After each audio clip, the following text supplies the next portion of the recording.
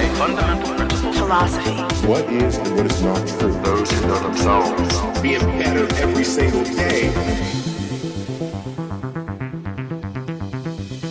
Something that I've realized, and I'm sure you've come to this realization at some point too, is that the world of personal development can get a little bit overwhelming and confusing, especially because there are so many people today talking about the same thing. And, there's so many strategies and approaches and frameworks and tactics and schools of thought when it comes to, the same idea. And there's also many different ideas to choose from. So where do we begin is kind of the problem. It's an abundance problem rather than a problem of scarcity, right? It's like drinking from a fire hose. It's too much at once. And so part of what I've been trying to do lately is I've been trying to conceptualize the field of personal development, roughly speaking, in a more simple way, and in a way that is kind of easy to comprehend, but also accurate. So I want to run through that with you quickly here, but I also want to, in doing that, I want to give you kind of a few steps you can take to really improve the quality of your life and your experience, because I think it's much less complicated than we think. And part of what I've been trying to do lately in my writing, I'm still working on my book, and these are some of the ideas that I'm trying to work out. But part of what I'm trying to do is I'm trying to kind of articulate a framework that encompasses the field of personal development so you can conceptualize it much easier, and so that any new thing you learn can be put into the framework. As opposed to having to remember something new or a new concept or a new strategy or tactic or this, it's like we already have too much. So I'd rather create something that helps you to integrate and use what you already know. And that's kind of what I'm focused on here. But I'm just going to start with kind of the first step, which I view as kind of the entry point into personal development, or what you might call self-improvement. And that is to identify a problem. Now, this may seem obvious, but I'm going to flesh this out a little bit for you. So I use the word problem, and I use it knowing that some of you might find it unsettling or a little bit off-putting or a little bit negative. But I've thought about this a lot, and I really believe that A, problems are unavoidable, and B, they're actually quite useful for a variety of reasons. So the first thing is, we're not getting away from problems, right? We work to solve the problem of not having money. We exercise to solve the problem of staying in shape. We practice religion to solve the problem of, meaning and morality. We seek relationships in order to solve the problem of loneliness. Obviously, these are all oversimplifications of kind of complex topics, right? But you get the idea, and you can see how problems actually drive our behavior in many ways. So, and by the way, you can replace the word problems with obstacles or adversity or challenges or whatever you like. I'm giving them the label problems because fundamentally that's what they are. But the thing is, I think when you conceptualize problems in this way and accept that they are part of the structure of experience, it really puts them in a new light. And they're not something to avoid, they're something to face creatively. And so I'm getting ahead of myself here, but the first idea is to identify a problem, not just any problem, right? You identify a problem that is standing in your way, is really bothering you, is keeping you from doing something that you want to do. You could look at this from a kind of mythological perspective, and that's how I think we first started conceptualizing problems. Actually, before we could fully articulate what they were, we represented them in stories and in myths using creatures that we were very scared of and we're biologically wired to be scared of, like snakes and dragons and other toothed reptilian creatures. So the motif of the dragon hoarding the gold is really the abstract idea of problems existing that keep us from getting the valuable thing that we want to get out of life. And so you hear people say things like do what you fear, or, face your fears is a cliche. And that's useful, but it's also imprecise because there's a lot of fears that you have, a lot of things that are potentially threatening that aren't necessarily standing in your way. Like you might fear jumping off a cliff, but that's not necessarily relevant to your path. So you don't just go out and slay any old dragon, you slay the dragon that actually is standing in your way, or that's hoarding the gold that you need, mythologically speaking. So that's one way to choose what to focus on. And you do need to choose something to focus on. And I think that's a really good starting point, is to identify something in your life that's not going well for you and that could be improved.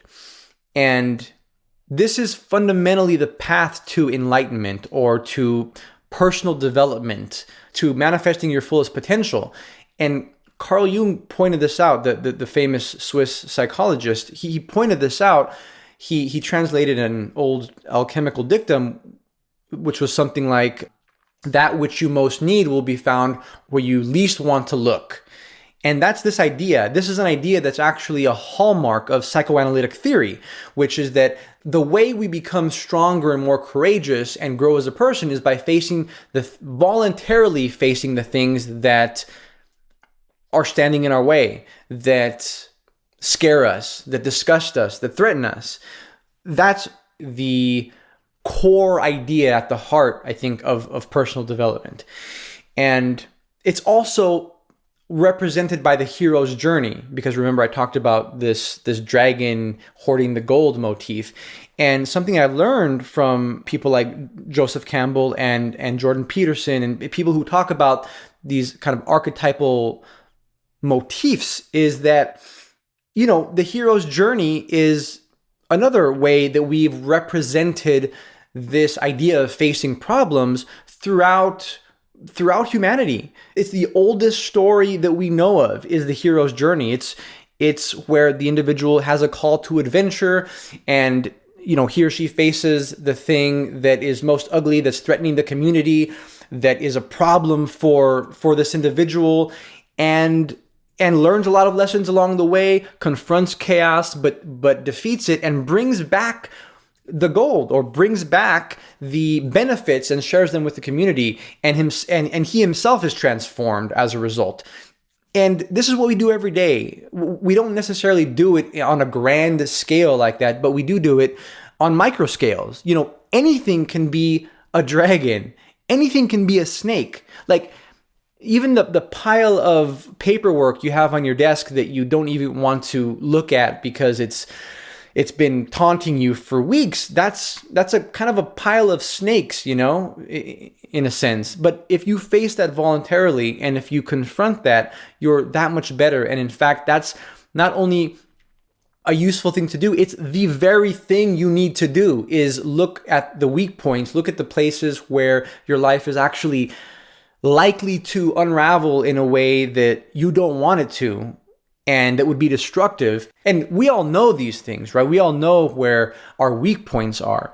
Well, Carl Jung and the depth psychologists, their idea was that, one of the main ideas was that that's exactly where you need to focus your attention. And I think that's actually a good definition of personal development, is actually focusing on your weaknesses and developing them as much as you can.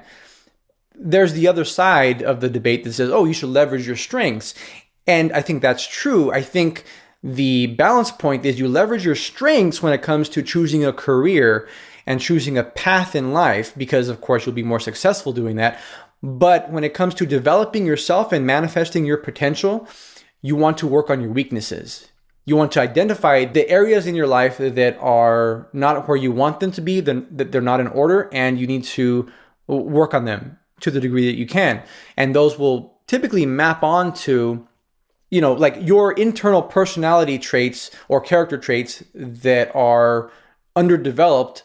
Those will map on roughly to the areas in your external life, in your circumstances, that also need work. So if you, for example, are kind of really low in assertiveness, let's say you're a very agreeable person. Well, you're going, and let's say you don't speak up for yourself often. Well, maybe you are in relationships that you're resenting, you resent certain people, and that's building and that's causing friction in your relationships, and it's causing you to be resentful and maybe deceitful. And that's a problem that's internal, but it's also manifested itself outside of you. So these are the places that you need to start from, I think.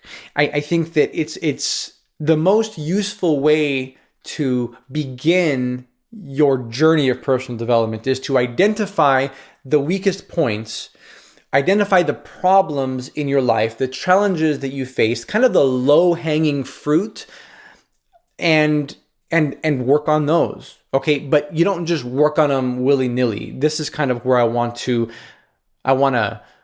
offer some structure. I think you choose one of them, right? You choose one problem. It can be something chronic or acute. It can be something trivial or really huge. It can be a big problem that you're dealing with. Just for the sake of example, I'm going to pick something fairly trivial. Not necessarily trivial, but in the grand scheme of things, somewhat small. And that is, maybe you don't comprehend what you read as much as you want. This is a problem that I've had in my life. I read books and listen to lectures, but I wouldn't, at least I felt, retain as much information as I wanted to retain and be able to integrate it into my knowledge structure in the way that I wanted to. So anyway, maybe that's the problem that you have. Okay, so you've identified that. That's some low-hanging fruit. And it's something that's unpleasant to admit, and it's unpleasant to face. Those are two kind of criteria that you can use to judge whether or not you've identified a problem worth going after. Okay, and of course it's standing in your way from doing what you want to do or being what you want to be or having what you want to have. So you identified the problem. That's the first step. The second step would be to identify something you can do to improve the situation, to work towards solving the problem. Now, there are many things you can do to solve the problem. And this is where people get tripped up, because sometimes they go, well, there's so many things, I don't know what to do, I'm just not going to do anything. Okay, so this is where, again, I want to provide more structure. You focus on one thing. You take one thing at a time, because that's all you can do. Now, how do you go about identifying a potential solution to this problem you're having? Okay, well, one of the ways is that you just consult yourself. You ask yourself, what could I do to fix this? And if you are really open to an answer, you will get one. It may not be something that you like. It may not be attractive, but it will be useful. So that's one way you could do it. You could be honest with yourself, because often we already know what we need to do to solve a problem. We just haven't done it because we're overwhelmed. So what I'm saying is, to lessen the overwhelm, I would recommend narrowing it down to one thing. Now, if you can't come up with an answer by asking yourself, here's another way. Imagine someone you admire. This could be a fictional or real person, and someone who could deal with this problem effectively. Now, imagine what that person would do to solve this problem. The other thing you could do is you could imagine an ideal version of yourself. And what would you do to solve this problem? If you were everything you could be, what would the ideal version of yourself do to solve this problem? And if you think along those lines, you might come up with a couple different answers. You might say, okay, well, the ideal version of myself would, let's take my previous example of not comprehending material. The ideal version of myself would take notes on every paragraph I read in a book, translate it into my own words, and teach it to others so that I remember it. Now, this is really hard, right? Like, this is a lot of steps, but it's actually a very useful thing that we've all heard really ingrains information into our brains. So, but that's a solution. So you have the solution. Now, if you go the other route and you think of someone who you admire, you might call to mind, like for me, I admire Ryan Holiday's intellect, and he's talked about his ability. He's talked about his habit of writing notes in the margins of books, and he uses a note card system and everything. But it's kind of the same idea. I want to take a brief moment to talk about one of our sponsors for this show, Skillshare. Skillshare is an online learning community with over 25,000 classes in pretty much any field you can think of. Writing, photography, cooking, even social media marketing, just to name a few. One of the many reasons that I love and promote Skillshare is because their core values of learning and growing are very much in alignment with my own, and I'm sure if you're listening to this, with yours too. I'll tell you about one of my favorite classes that I've ever taken with Skillshare. It was a productivity masterclass, and it was all about creating systems in your life and business. And it was taught by this pretty well-known YouTuber, and it completely changed how Vanessa and I run our business. It helped give us our time back by helping us to create systems that streamlined and organized our content creation and our editorial calendar for Think Grow Prosper. Massively, massively helpful. And here's the cool news. Right now, Skillshare is offering listeners of the Think Grow podcast 2 months free, so you can try it out for yourself. Go to Skillshare.com/thinkgrow. You'll get unlimited access to 25,000 classes for a full 2 months at no cost. So it's basically a risk-free situation here. The specific URL that you want to visit for this offer is Skillshare.com/thinkgrow. Check it out. Join the millions of other students who are learning and growing with Skillshare. I've used it for a while. I love it. I think you will too. Again, that URL is Skillshare.com/thinkgrow. And now, back to the show. Okay, so you have this potential solution to your problem. Now, here's where people get tripped up, because even if they identify a solution to a problem, they don't implement it because it's too big. It's too overwhelming of a solution. So this is my third step that I want to tell you. Step number 3 would be to break that action down into the smallest micro step that you'll actually do.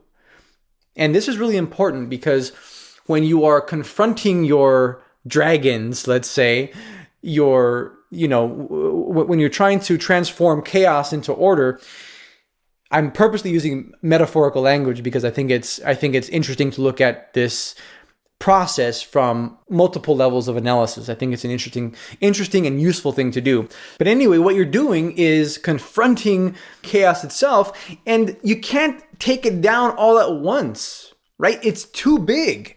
It's too overwhelming. You're outmatched. And so what you need to do, if you feel like that, is break it up into little steps. So in this example, you might start by just simply holding the pen in your hand while you're reading to take notes. But you don't take notes yet because that's too much. You hold the pen in your hand and you develop that habit so you can eventually start taking notes. Or maybe if you want to start talking with people about what you've learned and start that process of teaching so you can remember better, well, maybe you can't do that, but you can tell people the name of the book you're reading. And you do that to as many people as you can. Maybe you come home from work, or you come out of your office after you read, and you say, hey, you say to your spouse or your significant other, hey, this is the book I'm reading. And maybe that's as far as the conversation goes. But at least you started that process. You started the habit. Okay? So that's the third step. Break down the action into the smallest micro step that you will actually do. That's really the important part. Something you'll actually do. Okay. Now, this leads me into the fourth step, and that is make this process a habit, right? So you do this micro step until you can do the entire habit.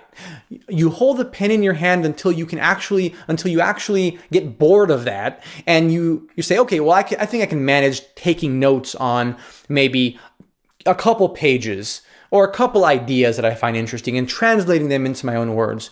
And then maybe a few months down the line, you can summarize every paragraph you read. And then by that time, you're now processing everything through your own filters and you're really retaining everything, right? And then, so this is how you develop the habit though. You start with the smallest unit that you will actually do, the smallest behavior that you'll actually engage in.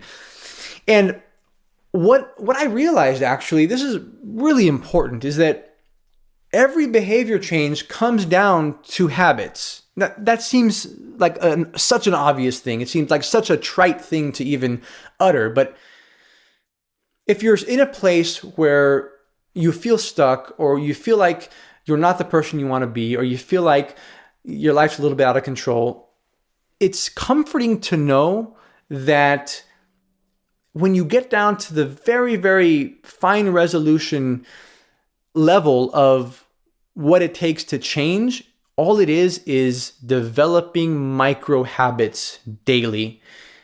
I mean, James Clear in his book Atomic Habits really influenced my thinking about this because, he really maps this out quite nicely. He talks about the relationship between habits and who you become as a person. Because what happens is your habits, the things that you do every day, habits, by the way, it's very simple. Habits are just behaviors that you repeat. And you can make the argument that habits are the most important thing in life because they encompass the majority of your life. Like, for example, the things you want to pay attention to are the things that you do every single day. Like if you sit down and have a meal with your family every day, you want to be present during that meal. You want to be engaged. You want to be thoughtful, right? Because if you're doing that every single day, it'd be nice if you enjoyed it. It would be nice if it was a positive experience. It would be nice if you didn't get into a fight every time you sat down at the table, right? So the idea is that the most important things in life aren't the vacation that you're going to take, next month. It's not the birthday party that you're planning for your kid. It's not the concert that you're going to, next week.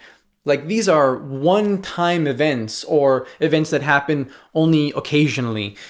And even if they don't work out at all, even if they go horribly, it's not a big portion of your life. But the things that you do every day, like eat a meal with your family, or sit down to work, or the way that you drive to work, the way that you respond to your wife or husband when he or she gets home from work. Like these are the things that you do every single day. And then if you do the math and you add them up, they add up to a big portion of your life across time. So anyway, this is why habits are really the most important things that you can focus on.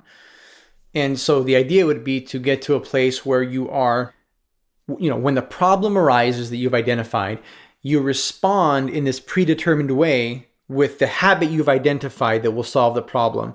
And you first respond with a micro step, and then when you get bored with the micro step, you expand the domain of your action, and then eventually you're doing the entire habit. And so you're responding to this problem with this behavior, which is a habit that you've identified will solve the problem. And you're doing that every time. And once that becomes a habit, then you're in a very good place.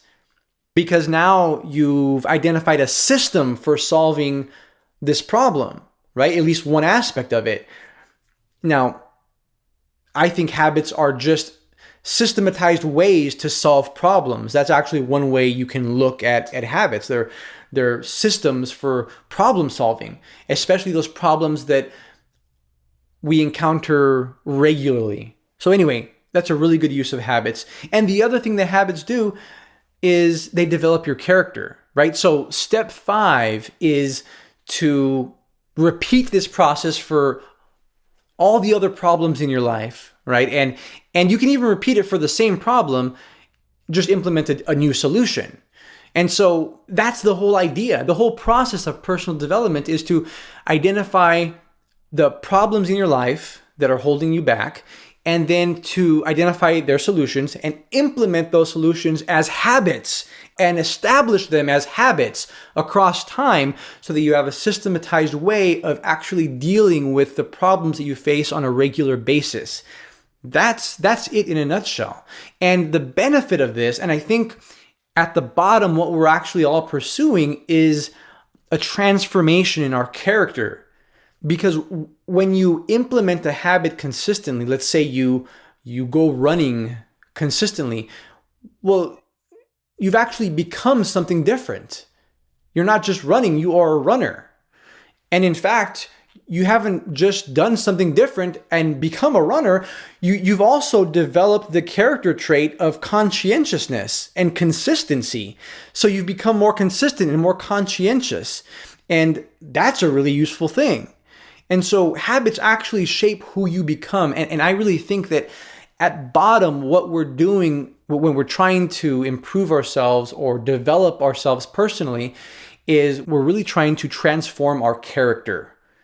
And that's actually something that I have been writing about and trying to grapple with. And I'm using this podcast as a way to get some of those ideas, to sort some of these ideas out. And in fact, once I stop recording, I'm going to go write some more so I can clarify my thoughts on a couple aspects of this. But anyway, that's how I see at least a portion of what self-development is. I think it's a really good way to conceptualize it. There's really nothing outside of that. You can fit every concept and every strategy and every idea that's related to personal development into this framework, in a sense, because everything that you want to develop, any change you want to instill, it has to be done through a behavioral change. It has to be done through action, and that action has to become a habit at the end of the day.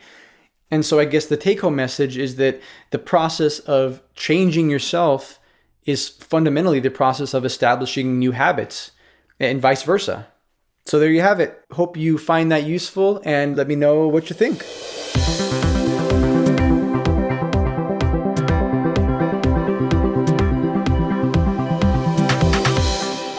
Hey, thanks for listening. You can find the show notes for this episode and all other episodes on my website at thinkgrowprosper.com/podcast. That's where I put all the links and resources mentioned in each episode. It's also where I put the outlines of topics covered, which is a really good way to refer back to episodes in the future. Lastly, if you enjoyed this episode, I'd love to hear about it. Feel free to leave a review on iTunes with your biggest takeaway. I make it a point to read all the reviews.